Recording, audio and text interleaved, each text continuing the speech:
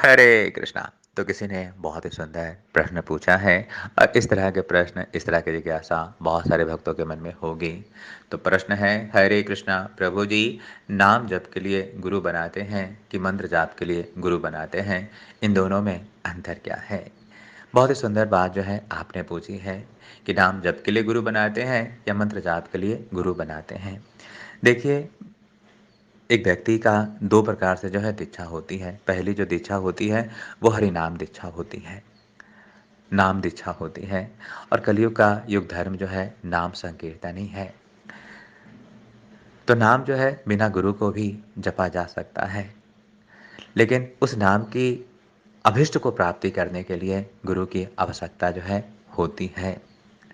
क्योंकि गुरु जो है भगवान और भक्त के बीच में सेतु का काम करता है। भक्त अगर इस किनारे पे है और भगवान जो है उस किनारे पे हैं, तो उस किनारे से इस किनारे से उस किनारे तक जाने के लिए एक सेतु की आवश्यकता होती है, एक पुल की आवश्यकता होती है। तो गुरु जो है ये कार्य करता है। तो गुरु चाहे नाम जप के लिए हो या मंत्र जाप के लिए है, दोनों आवश्यकताओं में गुरु की आवश्यकता है।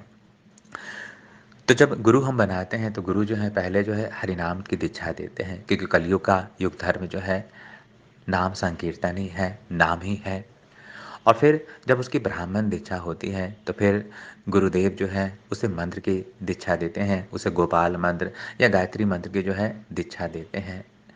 तो इसलिए जो है आपने कहा कि इन दोनों में अंतर क्या है? तो भक्ति की जो प्रारंभिक अवस्था है उसमें जो है नाम जप की दीक्षा दी जाती है, और भक्ति की जब द्वितीय अवस्था आती है तब उसमें जो है मंत्र जाप की जो है दीक्षा दी जाती है।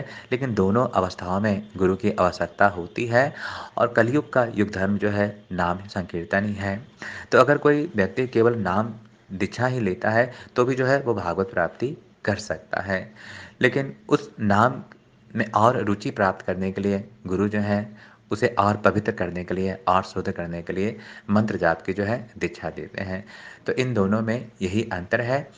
और एक अंतर और भी है कि नाम जो है किसी भी अवस्था में लिया जा सकता है। नाम नाम कार्य बहुधा निज सर्वशक्ति तत्रार्पिता निमिता स्मरणे न काले।